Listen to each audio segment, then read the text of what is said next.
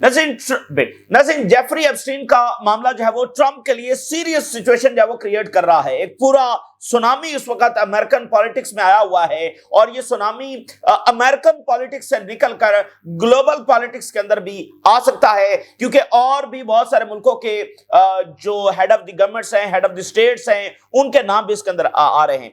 और अभी जो ताज़ा तरीन ईमेल्स सामने आई हैं उसमें जो टॉम बैरक है, जो अमेरिकन एनवॉय है, जो यहां पर हिजबुल्लाह को डिसार्म करने के लिए काम कर रहा है, उसका नाम भी इसके अंदर जो वो आया है। और ट्रंप ने सिचुएशन रूम के अंदर जो है वो मीटिंग की है, हंगामी मीटिंग की है। और सिचुएशन रूम वो है जहां पर बैठकर अमेरिका ने जब किसी मुल्क के ऊपर अटैक करना होता है तब वहां पर जब वो मीटिंग होती है, तो वहां पर इस मसले के ऊपर जब मीटिंग की गई है, क्योंकि ये कोई मामूली मसला जब नहीं लग रहा। और इसमें मजीद गल्फ कंट्री जो है उनके हुक्मरानों के नाम भी इसमें सामने आ रहे हैं। ऐसा लग रहा है कि ये एक ग्लोबल इलीट का एक नेक्सस है जिसमें जो वो असलहा डील्स हो रही हैं, जिसके अंदर मुख्तलिफ मुल्कों में जंगें करवाने वाली शख्सियात तो मौजूद हैं, जिसमें कहीं पर रिजीम चेंजेस ऑपरेशंस करवाए जा रहे हैं, वहीं मुलाकातों में असलहा डील्स है वो हो रही हैं। और दुनिया भर के जो कॉन्फ्लिक्ट्स आप देखें ना, जेफरी एप्स्टीन जो है वो बशार अल असद को गिराने में उसका किरदार है, अफ्रीका में सिविल वॉर के अंदर जब उसका किरदार है और मोसाद को उसने इन्वॉल्व किया हुआ है। तो यानी दुनिया में जो कुछ हो रहा है वो तमाम शख्सियात यहां पर एक दूसरे से लिंक हैं, एक दूसरे से मिल रही हैं और साथ ये सारा काम वहां पर कर रही हैं। दरमियान में ट्रंप मौजूद हैं और वो जानते हैं क्या हो रहा है, लेकिन फिर भी इसके अंदर जब वो इन्वॉल्व हैं, ठीक है। और जेफरी एप्स्टीन जो है वो मोसाद के लिए जो है वो इस तरह की वीडियोस बना रहे हैं ताकि ब्लैकमेल किया जा सके अमेरिकन जो पॉलिटिशियंस हैं या बाकी इस्टेब्लिशमेंट के लोग हैं, उनको जब वो ब्लैकमेल किया जा सके। तो ये इस तरह का एक बहुत बड़ा ग्लोबल लेवल का स्कैंडल जब वो बनकर सामने आ रहा है। चूंकि एप्स्टीन जो है वो इजराइल के लिए काम कर रहा था, तो इसलिए जो मिडिल ईस्ट की नजर जो वो इसके ऊपर है। और क्योंकि देखे ना, बशार असद को गिराने में उसका किरदार है, कल को मजीद पता चले कि सद्दाम हुसैन के खिलाफ, कल को पता चले लिबिया में उसका क्या किरदार था और मुसाद के साथ मिलकर उसने क्या कुछ किया है, तो इसलिए वहां पर नजर। और अगर ट्रंप की इस आगे चलकर इस मामले के ऊपर इंपीचमेंट होती है, क्योंकि बहुत ही अगली ट्रूथ जो है, बहुत ही सेंसिटिव नौयत का सच जो है वो ट्रंप के हवाले से वहां पर सामने आ रहा है, तो इसको हम तफसील में डिस्कस करेंगे। इस वक्त अमेरिकन पॉलिटिक्स में एक तूफान आया हुआ है। अभी ट्रंप ने जो है वो बिल साइन किया जिसमें जो अमेरिकन हिस्ट्री का सबसे बड़ा शटडाउन है उसका खात्मा हुआ है। तो उस वक्त मीडिया ने सारे सवाल जो जेफरी एप्स्टीन के हवाले से किए हैं, बाकी कोई सवाल नहीं हो रहा जेफरी एप्स्टीन के ऊपर। यानी ये अमेरिकन पॉलिटिक्स का सबसे बड़ा इस वक्त का मौजू है और पूरी दुनिया भी इसको देख रही है। और कई मुल्कों में हुकूमतें गिर सकती हैं और इवन मिडिल ईस्ट के अंदर अजीब सूरत हाल पैदा हो सकती है, क्योंकि यहाँ के जो सिटिंग हुक्मरान हैं उनके नाम भी उसमें सामने आ रहे हैं। तो अमेरिका इस चीज में इन्वॉल्व है, लेकिन चाइना क्या कर रहा है? चाइना के हवाले से आज खबर यह है कि चाइना अपना पहला न्यूक्लियर पावर्ड एयरक्राफ्ट कैरियर बना रहा है। चाइना के पास 3 एयरक्राफ्ट कैरियर हैं, तीनों न्यूक्लियर पावर्ड नहीं है। चाइना अपना पहला न्यूक्लियर पावर एयरक्राफ्ट बना रहा है, जिसके साथ उनके पास टोटल 4 हो जाएंगे, जिसमें से न्यूक्लियर टेक्नोलॉजी भी उनके पास आ जाएगी। तो ये अमेरिकन कैपेबिलिटीज को, अमेरिकन नेवी को चैलेंज करने के हवाले से ये चाइना की बहुत बड़ी ताकत का इजहार होगा। इस वक्त सबसे ज्यादा एयरक्राफ्ट कैरियर्स अमेरिका के पास हैं और उसके बाद दूसरे नंबर पर चाइना के पास हैं। और अगर चाइना ये बना लेता है तो बहुत बड़ी कामयाबी, और अमेरिकन जो नेवी की हेजेमनी है वो भी चैलेंज करने की तरफ चीन जो तेजी के साथ बढ़ रहा है। मार्को रूबियो ने कहा है कि चाइना ह्यूमन हिस्ट्री का सबसे रैपिड जो मिलिट्री बिल्डअप है वो इस वक्त चाइना कर रहा है ह्यूमन हिस्ट्री का। तो अमेरिका इस हवाले से काफी ज्यादा परेशान है चाइना की तरक्की के हवाले से। और अफ्रीकन यूनियन जो है उसने नाइजीरिया की मुकम्मल सपोर्ट का जब ऐलान किया, और ज़ेलेंस्की जो है वो यूरोपियंस को कह रहा है कि उसको मजीद पैसे चाहिए, पैसे खत्म हो रहे हैं और रशियन जो एसेट्स हैं वो उसके हवाले किए जाएं ताकि हम जंग को जारी रख सकें। अच्छा, तो ये तमाम सूरत आपके साथ शेयर करेंगे। सबसे पहले ईरान के हवाले से टकर कार्लसन ने जो कुछ बातें की है वो मैं आपके साथ शेयर करता हूं। टकर कार्लसन ने कहा, make no mistake, Israel would not last 3 days in a war by itself against Iran. अगर इजराइल को अपने तौर पर जंग लड़ना पड़ जाए ईरान के खिलाफ اگر امریکہ ساتھ نہ ہو, صرف اسرائیل کو اپنے طور پر جنگ لڑنا پڑ جائے ایران کے ساتھ, یہ 3 دن بھی نہیں ٹکے گا. یہ ہے وہ طاقتور اسرائیل. ٹکر کارلسن کے مطابق یہ 3 دن بھی ایران کے سامنے نہیں ٹکے گا. اور اگلی بات دیکھیے, in fact probably not even 24 hours, شاید یہ 24 گھنٹے بھی ایران کے سامنے نہ ٹک سکے. اب دیکھیں نا, وہ کہہ رہے ہیں ہم ایک ساتھ 2000 میزائل فائر کریں گے, تو 2000 میزائل کے بعد کیا ہوگا؟ وہ 4000 بھی کر سکتے ہیں. وہ کہتا ہے شاید یہ 24 گھنٹے بھی نہ ٹکے. یعنی بات کرنے کا مقصد یہ ہے کہ ایران اس کو کرش کر کے رکھ سکتا ہے. تو یہ ہے اصل میں اسرائیل کی پاور. ٹکر کارلسن نے کہا کہ اسرائیل کے جو پاپولیشن سینٹرز ہیں, جیسا کہ تل اویو میں گشدن ہے جہاں پر سب زیادہ ان کی پاپولیشن موجود ہے, would be taken out by Iran's conventional weapons. وہاں پر ایسے میزائل برسیں گے کہ وہ سب ملبے کا ڈھیر بن جائیں گے. اور جب یہ ہوگا تو پھر اسرائیلی گورنمنٹ جو ہے وہ ہو سکتا ہے کہ ایران کے اوپر نیوکلر بام جب وہ گرا دے. لیکن اس سے کیا ہوگا؟ اس سے یہ ہوگا کہ ایک چین ریئیکشن جب وہ شروع ہو جائے گا, کیونکہ جب آپ نیوکلر فائر کر دیتے ہیں تو پھر آپ پھر تو دنیا کسی دوسری ڈائریکشن میں چلی گئی نا. تو پھر یہ نہیں ہے کہ صرف اسرائیل نے نیوکلر فائر کیا ہے, پھر آگے سے بھی جو کچھ ان کے پاس ہے وہ بھی چلا دیں گے. اور اس کی پوری پاسبلٹی ہے کہ پتہ چلے ان کے پاس بھی نیوکلر ہے, اور اگر نہیں بھی ہے تو جو کچھ ان کے پاس ہے وہ آگے سے چلا دیں گے. تو اس سے کیا ہوگا؟ You cannot really predict once it begins. تو جب آپ نیوکلر چلا دیتے ہیں تو پھر آگے آپ کنٹرول نہیں کر سکتے, آگے آپ پریڈکٹ نہیں کر سکتے کہ آگے کیا ہونے جا رہا ہے. So hundreds of thousands of its own citizens will be killed. تو آگے سے پھر اس کا جو رد عمل آئے گا, لاکھوں اسرائیلی جب اس میں مارے جائیں گے. تو اس سے ٹکر کارلسن کی اس بات سے کیا اسٹیبلش ہوا کہ یہ نیوکلر, ٹھیک ہے اسرائیل کے پاس نیوکلر ہے, لیکن اس کا مطلب یہ نہیں ہے کہ یہ نیوکلر اس کو کسی ڈیفیٹ سے بچا سکتا ہے. اگر وہ نیوکلر کسی دن فائر کرے گا تو یہ بالکل اپنا یہ اس کا اختتام ہے, اور آج کولیپس ہوگا تو چلو جو بھی یہ ہیں ادھر ہی رہیں گے, یہ ذہن سب ختم ہو جائے گا, لیکن اس کا مطلب پھر کچھ اور ہوگا. ٹھیک ہے نا, ہنڈریڈز آف تھاؤزنڈز آف ٹکر کارلسن کے الفاظ ہیں, ہنڈریڈز آف تھاؤزنڈز آف جب وہ مارے جائیں گے. یہ نیوکلر تو کر رہا ہے. آپ کو بتایا جو ساؤتھ افریقہ تھا, جو وہ والی کالونی تھی, اس کے پاس بھی نیوکلر تھا. تو یہ نیوکلر کسی کالونی کے بچانے کی ضمانت نہیں ہوتا جب وہ ویسے ہی کولیپس ہو رہی ہو جیسے اسرائیل ہو رہا ہے, جس کے لیجیٹیمیسی چیلنج ہو گئی ہے, جس کی سوسائٹی کی حالت یہ ہے, جس کے ساتھ کوئی ہاتھ ملانے کے لیے تیار نہیں ہے, جو اوور آل جس کی بنیادیں ہل رہی ہیں, جس کا سب سے بڑا سپورٹر جو ہے وہ خود اتنے بڑے کرائسس کا شکار ہے. تو اس کو نیوکلر بھی نہیں بچا سکتا, یہ بھی بات ذہن میں رکھیں. سو اسرائیل could not do it alone, it needs the United States. یہ اگر ٹکا ہوا ہے, اگر یہ بچا ہوا ہے تو صرف امریکہ کی وجہ سے بچا ہوا ہے. تو وہاں پر بھرپور تحریک جاری ہے کہ اس لائبلٹی سے جب اپنی جان چھڑائی جائے. وہ کہہ رہے ہیں اسرائیل ہمیں کیا دے گا, اسرائیل تو ہمارے بغیر 24 گھنٹے نہیں چل سکتا, اس نے ہمیں کیا دینا ہے. بھئی ایک مت ہے نا, ایک پالیسی ہے نا کہ اسرائیل ہمارے لیے ضروری ہے. تو وہ کہہ رہے ہیں اتنا ضروری نہیں ہے کہ ہمارے ٹریلینز آف ڈالرز بھی جائیں اور ہمارے پولیٹیشن جب وہ امریکہ فرسٹ کی بجائے اسرائیل فرسٹ پالیسی جاری رکھیں, اور یہاں پر ہم ہاؤسنگ اور ہیلتھ افورڈ نہیں کر سکتے اور وہاں پر اسرائیلی عیاشی کر رہے ہیں, تو یہ ہم الاؤ نہیں. تو یہ اسرائیل کی پاور بھی ساتھ انہوں نے بیان کی ہے. ویری امپورٹنٹ بات. حزب اللہ کے سیکرٹری جنرل کی کیا بات سامنے آئی ہے, ویری امپورٹنٹ. کہتے ہیں کہ سن 2000 میں بھی جب اسرائیل یہاں سے نکلا تھا تو نیگوسیشنز کے ذریعے نہیں نکلا تھا, اس کو ہم نے نکالا تھا. انہوں نے کہا کہ 1982 کے اندر اسرائیل جو ہے وہ لیبنان کے پر حملہ کر دیتا ہے, اور جواز کیا ہے کہ یہاں پر جو فلسطینی گروپس موجود ہیں لیبنان کے اندر, ان کو نکالنے کے لیے ہم یہاں پر حملہ کر رہے ہیں. یہ اس وقت اسرائیل کا جواز تھا. اور پھر 1982 میں وہ آیا اور سن 2000 تک جو وہ وہاں پر رہا ہے, اور یہ 83-84 میں حزب اللہ کا جنم ہوا ہے.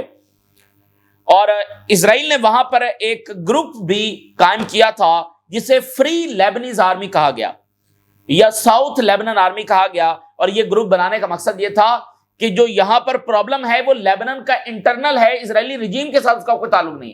یعنی جو بھی لیبنن میں یہ مسئلہ جاری ہے, یہ آپس میں لڑ رہے ہیں, ان کے آپسی معاملات ہیں, یہ ہماری وجہ سے کوئی کیوس اور کرائسس یہاں پر کھڑا نہیں ہوا. جیسے اس وقت اگر آپ دیکھیں تو لیبنن میں جو کرائسس ہے کیا وہ حزب اللہ کی وجہ سے ہے؟ نہیں, وہ اسرائیل کی وجہ سے ہے, کیونکہ اسرائیل وہاں پر بمباری کر رہا ہے, اسرائیل آکوپائی کر رہا ہے. اگر وہ اس سے پیچھے ہٹ جائے تو پھر تو کوئی مسئلہ نہیں ہے, حزب اللہ تو پہلے بھی موجود تھی. تو یہ ایک اٹیمپٹ تھی اس چیز کو پورٹرے کرنے کے لیے کہ جو لیبنن کا مسئلہ ہے وہ انٹرنل ہے, یہ آپس میں لڑ رہے ہیں, ہمارا اس پہ کوئی تعلق.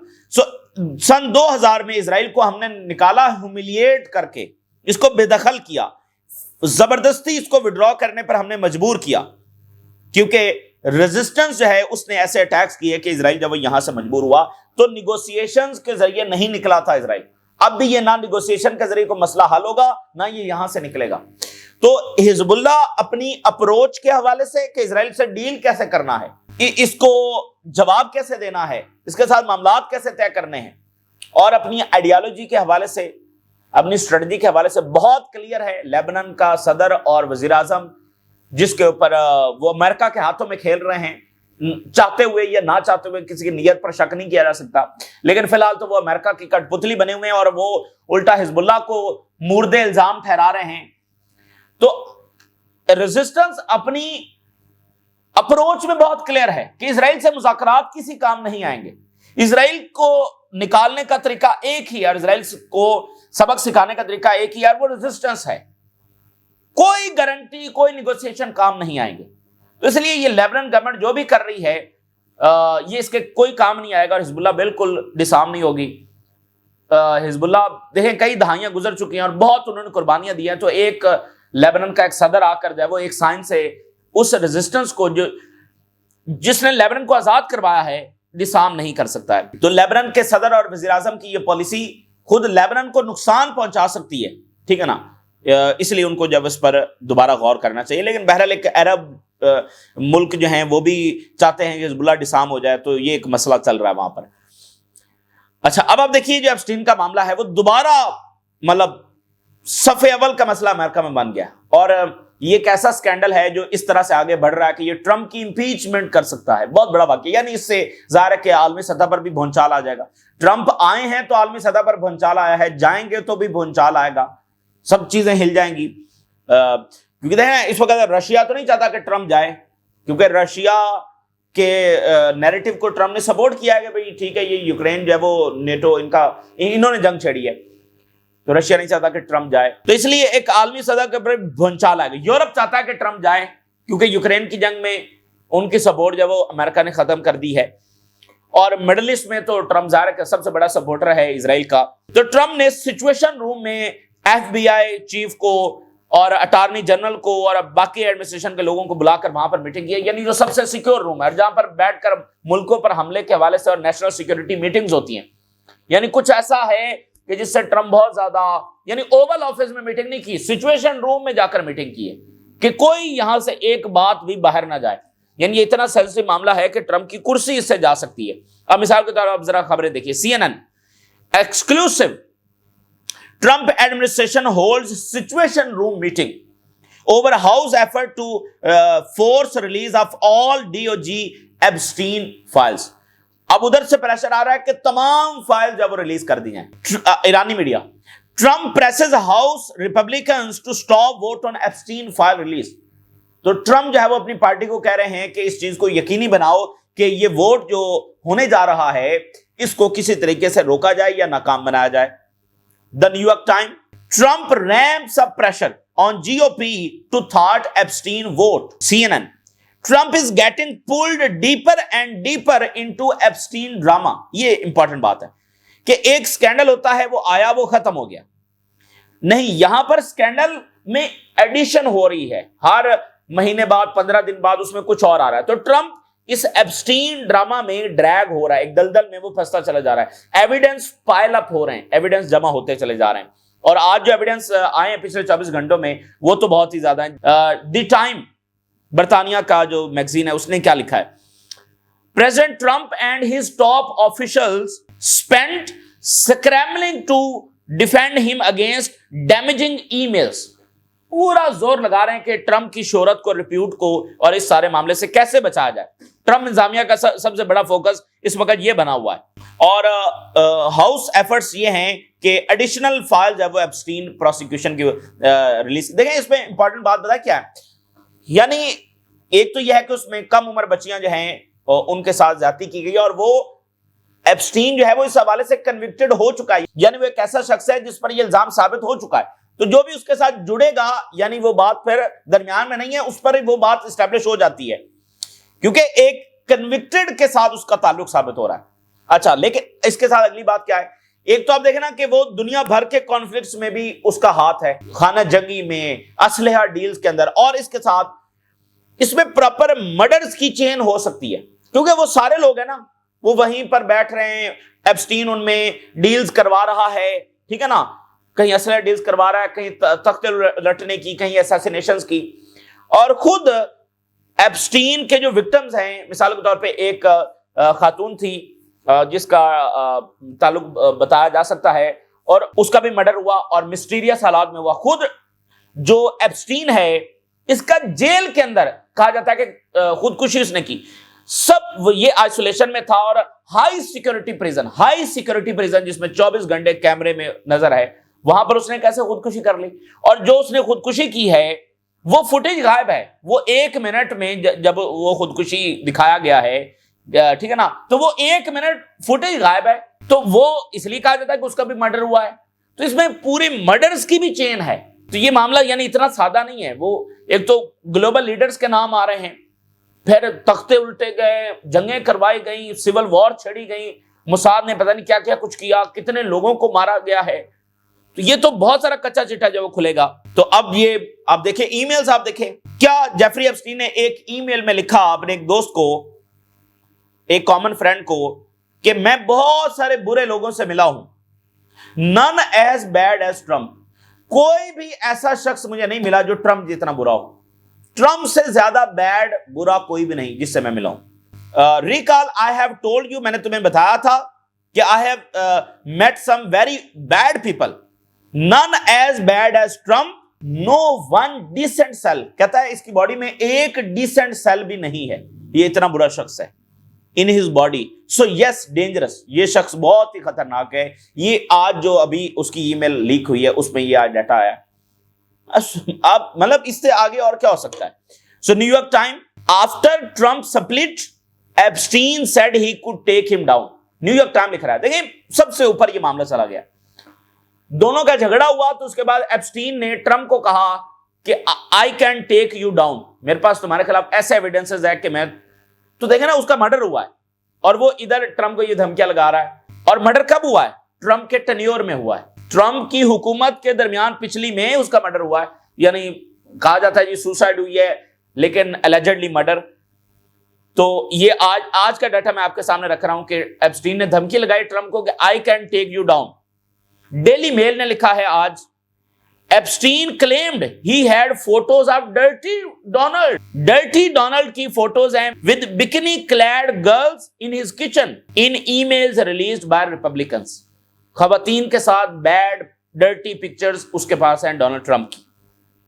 پھر آج کی ای میلز میں جو نیا ڈیٹا آیا ہے کہ ٹرمپ کو 30 ملین کا باقاعدہ لون ملا ایک کسینو سے، اور وہ ایپسٹین کی وجہ سے ملا۔ اب آپ دیکھیں اس میں پیسہ بھی انوالو ہو گیا، اس میں کم عمر لڑکیوں کے ساتھ زیادتی ہوئی وہ بھی انوالو ہو گیا، آگے پتہ نہیں کیا کیا کچھ جو ہے اس میں، اور وہ سارے لوگ انوالو ہیں جو دنیا بھر میں جنگیں کروا رہے ہیں، اور سب سے پیچھے کیا ہے؟ موساد جو یہ سارا کچھ کروا رہی ہے۔ اور اب ذرا دیکھیے یہ جو ٹام بیرک ہے جو یو ایس انوائے ہے ٹرکی کے لیے اور سیریا میں انوالو ہے اور حزب اللہ کے ڈسارمامنٹ میں انوالو ہے، جس نے ابھی اسٹیٹمنٹ جاری کی ہے کہ اب سے الشرع جو حزب اللہ اور حماس اور ایران سے لڑنے میں ہماری مدد کرے گا۔ ٹام بیرک جو ہے اس نے $107 ملین ٹرمپ کے لیے فنڈ ریز کی اور پھر اس کو وہاں پر لگایا گیا۔